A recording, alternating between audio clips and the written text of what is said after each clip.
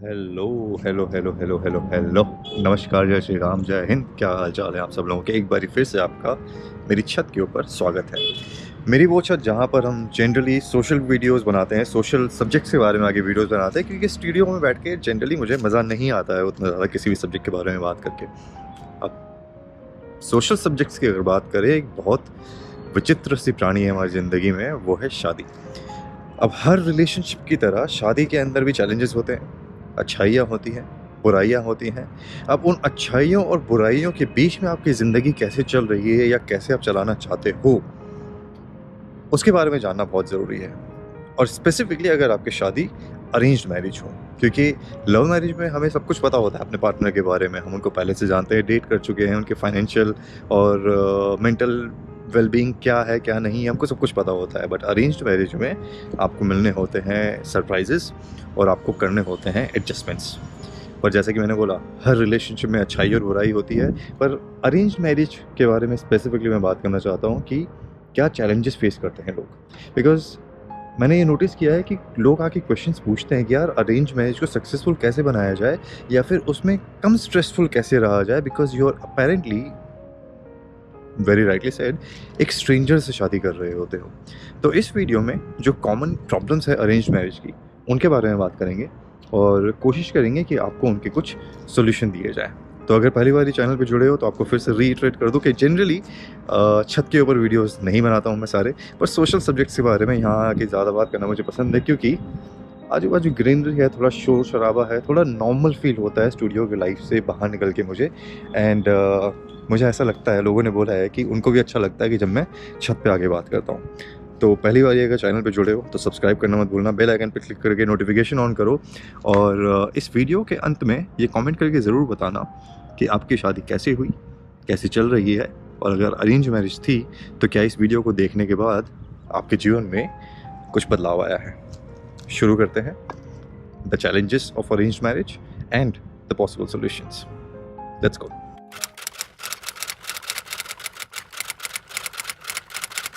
सबसे पहले बात करते हैं उस चीज़ की जो हर किसी की ज़िंदगी में दिक्कत देता है, वो है पैसा।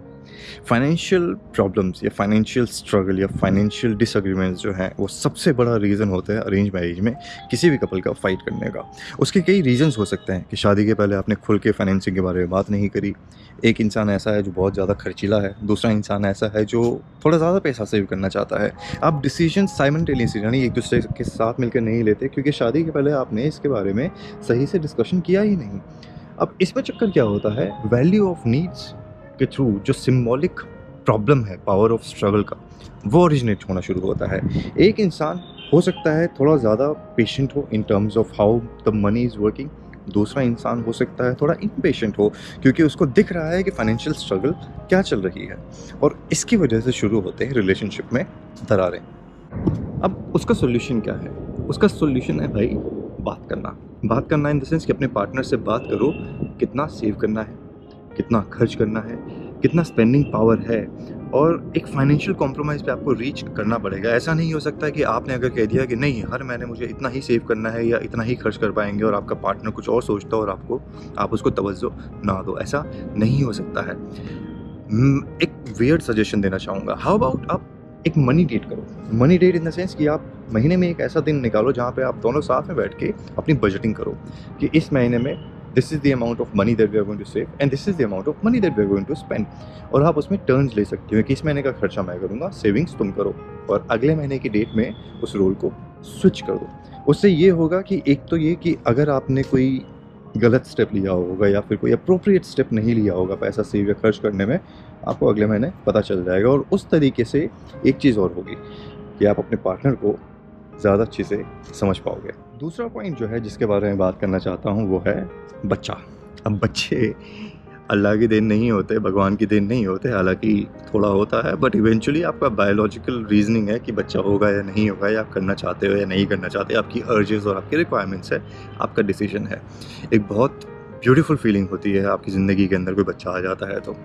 बट बच्चा आने के बाद let's be very honest, high chances हैं कि आपकी शादी के अंदर स्ट्रेन भी आएगा, और स्ट्रेन के आने के कई रीज़न हो सकते हैं। एक तो ये कि बच्चे के आने की वजह से आपको खुद का टाइम नहीं मिल पा रहा, आप सेल्फ केयर नहीं कर पा रहे, आप अपने स्पाउस को जो पहले समय देते थे आप अपना समय नहीं दे पा रहे, फाइनेंशियल स्ट्रेन आता है और आजकल के समय में तो बहुत ही ज़्यादा आता है। पहले जैसे लोग कहते थे हम दो हमारे दो, आजकल तो ये हो गया है कि एक को संभाल लो वही बहुत है। तो ये छोटी छोटी चीज़ें जो आपके रिलेशनशिप में स्ट्रेन लेके आ सकती है और आप ये महसूस करना फील कर सकते हो कि यार मैं शाम को थका के घर से काम करके घर आया हूँ या घर आई हूँ, बच्चे का ख्याल रखूँ, खुद का ख्याल रखूँ या बीवी या पति को समय दूँ, करूँ तो क्या करूँ। अब उसके अंदर शुरू होता है झगड़ा। उसके अंदर ये स्पेशली अगर किसी एक पार्टनर को ये लगे कि वो कुछ ज़्यादा कर रहा है या कर रही है बच्चे की देखभाल के लिए, चाइल्ड केयर के लिए, तो प्रॉब्लम और होनी शुरू हो जाती है। अब इसका सॉल्यूशन क्या है? अच्छी बात ये है कि हम हिंदुस्तान में रहते हैं और हिंदुस्तान के अंदर एक बहुत अच्छा कल्चर है, वो है माँ बाप की रिस्पेक्ट करना। और हमारे माँ बाप को भी होता है कि मुझे पोता कब दोगे, मुझे पोती कब दोगे, लल्ला कब घर आएगा। तो उन लल्लों का ध्यान रखने के लिए आप अपने पेरेंट्स की मदद ले सकते हो।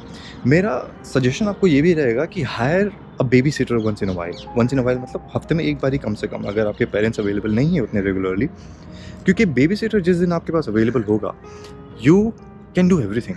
आप अपने स्पाउस को भी समय दोगे, आपको खुद के लिए भी समय मिलेगा, जो चीज़ें आपको करना पसंद है वो आप दोबारा कर पाओगे, तो ज़िंदगी उतनी स्ट्रेसफुल नहीं लगेगी।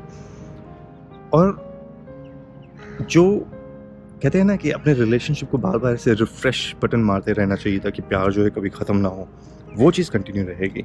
सो my suggestion to you would be कि अपने सोशल गैदरिंग का, अपने आसपास के लोगों का और अपने फाइनेंशियल वायबिलिटी का थोड़ा सा फ़ायदा उठाओ टू मेक श्योर कि आपकी ये जो अरेंज्ड मैरिज है, चाइल्ड केयर के स्ट्रेस में आके विद ऑल ड्यू रिस्पेक्ट कहीं बिल्कुल टॉस पे ना चली जाए कि बच्चे का तो आप ख्याल रख रहे हो पर अपने बारे में भूल चुके हो, अपने पार्टनर के बारे में भूल चुके हो। और ये शादी जो आज से 6 महीने पहले काफ़ी खुशनुमा थी, आप काफ़ी खुश थे, वो सिर्फ और सिर्फ एक औपचारिकता बन के रह गई हो और आप you are just going through the motions. उस चीज़ से ईजिली बचा जा सकता है। तीसरा पॉइंट जिसके बारे में बात करना चाहता हूँ मैं, वो है डेली स्ट्रेस। अब लोग बोलेंगे डेली स्ट्रेस किस चीज़ का? डेली स्ट्रेस बहुत तरीके के होते हैं भाई। आप सुबह ऑफिस जाते हो, हाइपोथेटिकल सिचुएशन बता रहा हूँ कि आपकी वाइफ जो है हाउस वाइफ है, ठीक है, आप घर से निकले, ऑफिस गए, ऑफिस जाते हुए रास्ते में बहुत ज़्यादा ट्रैफिक मिला, ऑफिस में कोई अच्छा दिन नहीं गया, थोड़ा काम का स्ट्रेस ज़्यादा था, आप शाम को घर आए। अब आपका जो वो डेली स्ट्रेस है वो बन गया एक ज्वालामुखी जो फटने को बेताब है, और जैसे ही आप घर पहुंचते हो आप वहाँ पे अपने पार्टनर के ऊपर फटना शुरू कर देते हो। हालांकि उनका कोई रोल नहीं है इस चीज़ में कि आपका दिन ख़राब गया या आप ट्रैफिक में फंसे हुए थे, बट फॉर सम रीज़न, क्योंकि ह्यूमन इमोशंस हैं हमारे ऐसे कि हम उनको निकालना चाहते हैं और हम दूसरों के ऊपर सारा का सारा जो जिम्मेदारी का बोझ है in terms of emotion baggage वो फेंकना चाहते हैं, और वो हम करना शुरू कर देते हैं। उसका एक रीज़न ये भी होता है कि जब कोई इमोशनली ड्रेन आउट होता है ना, ऐसा स्ट्रेसफुल डे होता है, तो उनके पास कोई ऐसे इमोशनल एनर्जी होती नहीं है आपको डिवोट करने की। तो वो आके, हो सकता है फाइनेंशियल स्ट्रेस भी हो कि ज़िंदगी के अंदर कुछ अच्छा ना चल रहा हो, तो वो आके आपके ऊपर निकालना शुरू करते हैं। अब इसका सॉल्यूशन है तो सही कम्युनिकेशन, बट हाउ अबाउट हम इस वेंटिंग आउट सेशन को म्यूचुअल अग्रीमेंट से एक टाइम फ्रेम दे दें कि भाई अगर आपका दिन अच्छा ना बीते, आप आओ घर पे, वेंट आउट करो, बट सिर्फ 10 मिनट के लिए। आप 10 मिनट वेंट आउट करोगे, अपना सारा का सारा फ्रस्ट्रेशन जो है let it out, say whatever you have to say, but उसके बाद काम डाउन। क्योंकि इवन यू नो कि दिन का जो भी स्ट्रेसफुल एक्टिविटीज़ रही है उसका आपके पार्टनर से कोई लेने देना नहीं है, एंड इवेंचुअली आपका पार्टनर ही है जो आपकी ज़िंदगी को अच्छी बना के रखेगा। और वो अच्छा बना के रखने के लिए आपको ये रिस्पेक्ट करना बहुत ज़रूरी है कि आप उनको अपने यूज़लेस स्ट्रेस जो कि आपकी ज़िंदगी के अंदर बीता है आज दिन में, उससे उनको परेशान ना करो। छोटी सी चीज़ है, बट ये 10 मिनट का रूल जो है ना, आपकी ज़िंदगी के अंदर बहुत बड़ा चेंज लेके आ सकता है। कमेंट बॉक्स में ज़रूर बताना अगर ऐसा कुछ ट्राई करो लाइफ में और अगर आपकी हेल्प करे। Let's move to the next point. हमारी ज़िंदगी के अंदर हमारे स्केड्यूल इतने ज़्यादा बिजी हो गए हैं कि ना हमारे पास अपने पार्टनर को देने के लिए टाइम होता है, ना हमारे पास उनके साथ बैठने के लिए समय होता है। और ये जो बिजी स्केड्यूल है वो मजबूर कर देता है हमें एज अ टीम ना काम करने के लिए, क्योंकि इवेंचुअली शादी चाहे अरेंज मैरिज हो या लव मैरिज हो, है तो टीम वर्क ही ना। ये जो पैशन और ये जो प्यार में कमी आ गई है या फिर शादी के अंदर कड़वाहट आ गई, उसको सॉल्व करने का एक इंटेलेक्चुअल तरीका बताता हूँ। नॉवल एक्सपीरियंस शुरू करो। Novel experience in the sense कि हफ्ते में एक दिन आप निकालो कि एक दिन ऐसा आएगा कि आप जो है अपने पार्टनर को एक नॉवल दोगे और वो आपको एक नॉवल देंगी। आप उसको पढ़ो और उसके बाद अपना जो भी आपको फ़ील हुआ, जो भी आपको स्टोरी के बारे में समझ में आया, जो भी था, आप उसको शेयर करो। इससे क्या होगा, एक तो ये कि आप एक-दूसरे के साथ समय दे पाओगे, बैठ के एक-दूसरे से एक-दूसरे के पास रह पाओगे, और उसके बाद आपने जो नई चीज़ एक नॉवल के माध्यम से सीखी होगी, उसको शेयर करके आप एक कम्युनिकेशन ब्रिज जो ख़त्म हो गया था आप दोनों के बीच में, उसको फ़िल कर पाओगे। तो ये छोटा-सा एक्सपेरिमेंट अगर आप करने की कोशिश करो अपने बिज़ी शेड्यूल के अंदर, हफ़्ते में 1 दिन भी अगर आप निकालो, आई एम प्रीटी श्योर आपके शादी के अंदर ये बहुत ज़्यादा हेल्पफुल हो सकता है। मुझे सबसे ज़्यादा प्रॉब्लमेटिक चीज़ क्या लगती है पता है? कि लोग एक दूसरे से बात क्यों नहीं करते? सब ये कहते हैं कि oh we should talk more, we should talk more, तब मेरा पार्टनर मेरे से बात नहीं करता, बट प्रॉब्लम क्या है बात करने में? और कोई ये नहीं कह रहा कि आप बैठ के एक कवि बन जाओ या एक कवियत्री बन जाओ और लंबी-लंबी लाइनें बोलना शुरू कर दो। छोटी-छोटी कन्वर्सेशंस, दिन कैसा रहा? लाइफ में और क्या चेंजेस चाहते हो तुम लाना? कहीं घूमने जाने का मन है क्या? Let's go out for a dinner together, या फिर लेट्स मेक डिनर टुगेदर। ये छोटे-छोटे कन्वर्सेशंस अगर आप अपने पार्टनर से करना शुरू कर दो, और यहाँ पे मैं बड़ा जेंडर फ्री होके बात कर रहा हूँ अगर ये छोटे-छोटे कन्वर्सेशंस आप अपने पार्टनर से करना शुरू कर दो, ये कम्युनिकेशन आपको इतना ज़्यादा हेल्पफुल करेगा किसी भी मैरिज को सर्वाइव करने में, जो कोई भी दूसरा पॉइंट, चाहे मैं इस वीडियो में बोल रहा हूँ या आप कहीं और देख रहे हो, वो काम नहीं आएगा। क्योंकि अगर आप अपने पार्टनर से बात नहीं कर सकते, if you fail to communicate, तो उसके बाद कुछ करने को है नहीं दोस्त। फिर ये वही हो गया कि दो शरीर एक दूसरे के साथ रोज़ एक दूसरे के साथ रह रहे हैं, बट वार्तालाप कुछ भी नहीं हो रहा है। वार्तालाप, कम्युनिकेशन बहुत इंपॉर्टेंट चीज़ है, और एक दूसरे को कंसिस्टेंटली मदद करेगा आपको समझने में। और ये जो समझने वाला रिचुअल जो है, जो लाइफ में कभी ख़त्म नहीं होता है, वो तभी कंटिन्यू हो सकता है अगर आप ये मेक श्योर करो कि वो भी आपके सामने अपने दिल को खोले और आप भी अपने दिल को उनके सामने खोलो। मैरिज के रिलेशनशिप में पता है, बॉडी लैंग्वेज का बहुत इंपॉर्टेंट रोल होता है। छोटी-छोटी चीज़ें हैं, छोटे-छोटे जेस्चर्स हैं जो कम्युनिकेशन में हेल्प कर सकते हैं। जैसे मैंने स्मॉल टॉक्स के बारे में तो बोला ही, पर अगर आप एक दूसरे के लव लैंग्वेज को समझना शुरू कर दो कि किस समय पे आपके पार्टनर का बॉडी लैंग्वेज कैसा होता है, आप उसको समझना शुरू कर दो, तो वो भी कम्युनिकेशन में हेल्प करता है। लिसनर और कम्युनिकेटर टेक्निक, जैसे कि एक समय ऐसा लो कि आप सिर्फ सुनोगे, और एक समय ऐसा होगा जहाँ पे आप सिर्फ बोलोगे। इंटरप्ट मत करो, जब वो बोल रहे हैं सुनो, और उसी तरीके से आपके पार्टनर को भी जब आप बोल रहे हो तो उनको बोलो कि वो आपको कम्प्लीटली सुने। जो आई स्टेटमेंट है, जैसे कि अगर आप अपने पार्टनर को एक बार भी बोलोगे ना कि आई फील सैड जब तुम मेरे पास नहीं होते, एक छोटी सी लाइन है कम्युनिकेशन पार्ट का, जहाँ पे एक लाइन आपके रिलेशनशिप को बहुत अच्छे लेवल पे लेके जा सकती है। क्योंकि I is not the word that you are only using कि यू फील सैड कि आपका पार्टनर आप अगर पास नहीं होता या ऐसा कोई सिचुएशन, बट आप रियलाइज़ कर पाते हो उनको कि आई यानी that person is very important in your life. छोटी सी चीज़ है बट शायद हेल्प कर जाए। नाउ सिंस हम शादी के बारे में बात कर रहे हैं और प्रॉब्लम्स और सॉल्यूशंस के बारे में बात कर रहे हैं, I also want to talk about कुछ हैबिट्स जो शादियों में पार्टनर्स डेवलप करना शुरू कर देते हैं, और जिसकी वजह से मेरे ख्याल में और प्रॉब्लम्स आनी शुरू होती है। कई लोग कहते हैं कि यार अगर आपने शादी करी है तो अपने आप को बदलना पड़ेगा। सही बात है, adjustment, compromise is a part of it. But अगर आपका पार्टनर या आप अपने आप को पूरा ही चेंज कर रहे हो अपने पार्टनर के लिए, स्पाउस के लिए, वो भी सही नहीं है। क्योंकि ये जो चीज़ है ये सुपरफिशियल होती है, ये शॉर्ट टर्म के लिए बहुत अच्छी होती है कि हाँ भाई my partner is taking care of me, मेरे लिए उसने अपने आप को पूरा चेंज कर दिया है। बट आप ये सोचो कि जिस इंसान ने एक स्पेसिफिक तरीके से अपनी पूरी ज़िंदगी जी हो, वो अपने आप को अगर पूरी तरीके से चेंज कर दे किसी और को सेटिस्फाई करने के लिए, तो उसकी खुद की आइडेंटिटी कितनी रह गई और कितनी असली रह गई, और ज़्यादा समय नहीं लगेगा कि वो बाहर आने के लिए दोबारा से बेचैन रहेगा। Adjustment, compromise is a good thing, शादी में होना भी चाहिए, किसी भी रिलेशनशिप में होना चाहिए।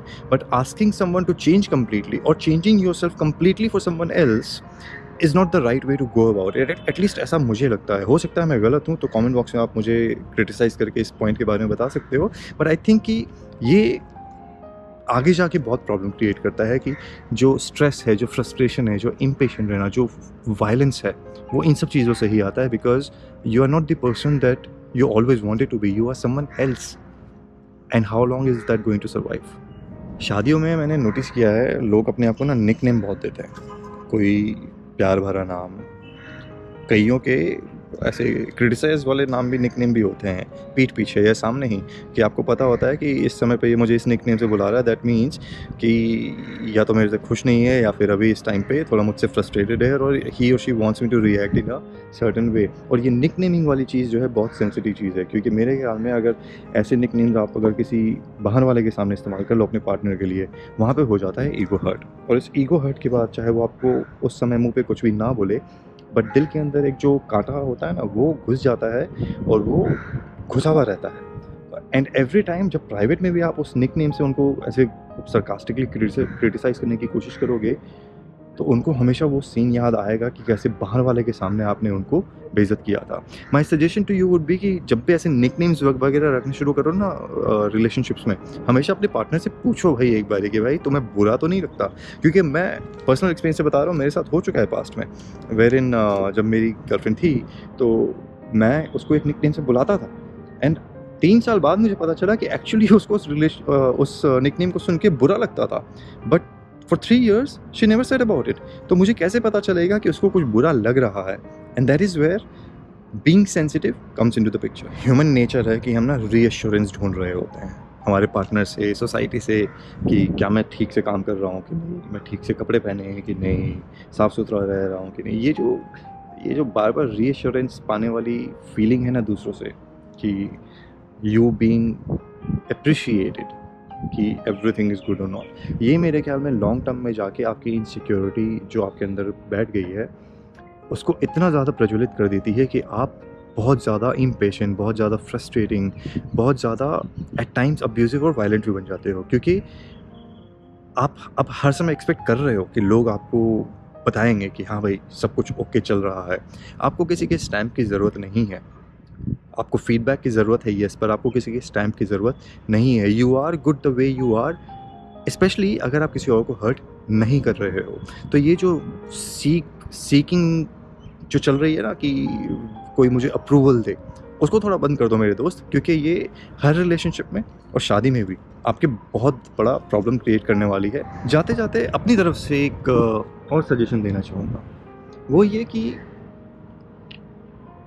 शादी तभी करो व्हेन यू आर रेडी। बहुत सारी चीज़ें इन्वॉल्व होती हैं इसके अंदर, स्पेशली अरेंज मैरिज के अंदर। फाइनेंशियल ऑब्लिगेशंस है, taking care of someone else in your life है, एडजस्ट करना, कॉम्प्रोमाइज़ करना, अपनी लाइफस्टाइल को चेंज करना, अपने गोल्स को कम्प्लीटली चेंज करना because you have someone else in your life now. Social obligations आते हैं, लोगों के साथ उतना बैठना। अगर आप एक लोनर टाइप के इंसान हो जिसको ज़्यादा लोग पसंद नहीं है, तो शादी के बाद बहुत प्रॉब्लम आने वाली है दोस्त, क्योंकि आपको सास ससुर का भी ध्यान रखना पड़ेगा, अपने माँ बाप को भी रखना पड़ेगा, दोस्तों का भी रखना पड़ेगा। हो सकता है दोस्तों से थोड़ी दूरी बनानी पड़े, क्योंकि अब वो बॉयज़ नाइट आउट या गर्ल्स नाइट आउट नहीं हो पाएंगे। तो इन सब चीज़ों के बारे में पहले से बात करके रखो, क्योंकि अरेंज मैरिज ये आपको मौका देता है कि शादी के पहले आप इन सब चीज़ों के बारे में डिस्कशन कर सको, जो कि कई लोग करते नहीं हैं। वो ये सोचते हैं कि माँ बाप ने रिश्ता तय कर दिया है, सब कुछ हंकी डोरी होने वाला है, एवरीथिंग इज़ गुड। ऐसा नहीं है। अगर लव मैरिज नहीं कर रहे हो, अरेंज मैरिज कर रहे हो, talk before you go into an arrangement which is being created by the society with your approval, but can play a very important role in shaping your complete life आगे जाके। इसी के साथ इस video को यहीं पर रैप अप करते हैं। आई होप कि इस वीडियो के माध्यम से भी कुछ सीखने का मौका मिले। शोर शराबा पीछे जो चल रहा है उसको इग्नोर कर देना, बिकॉज मुझे मज़ा आता है छत के ऊपर आके बात करने में, एंड आई होप कि आपको भी अच्छा लगता हो। पर अगर आप चाहते हो कि मैं ऐसे वीडियोज़ या कोई भी वीडियो सिर्फ स्टूडियो में बैठ के बनाऊँ ट्रैवल वीडियो के अलावा, ट्रैवल तो ऑब्वियसली बाहर होता है जो मैं अभी कर नहीं पा रहा हूँ उतना, पर अगर आपको लगता है कि मुझे स्टूडियो में बैठ के बनाना चाहिए तो कमेंट बॉक्स में लिख के ज़रूर बताना। बाकी अगले टॉपिक के ऊपर मैं प्रोबेबली आपसे सैटरडे यानी कि कल रात को मिलूँगा या फिर संडे को। एक बार फिर से समय देने के लिए धन्यवाद। Do not forget to subscribe, do not forget to click on the bell icon, notification on करना। और डिस्क्रिप्शन बॉक्स के अंदर दूसरे वीडियो के लिंक्स हैं, मेंबरशिप के लिंक हैं, सोशल मीडिया के लिंक्स हैं मेरे, आप उन पर कनेक्ट कर सकते हो। और अगर आपका कोई पर्सनल क्वेश्चन है which you want me to address, feel free to message me on Instagram, जिसका स्टाइल रख के नाम से है, डिस्क्रिप्शन बॉक्स में नाम भी है, and I will be more than happy to respond in the best of my ability. ध्यान रखना। जय श्री राम, हर हर महादेव।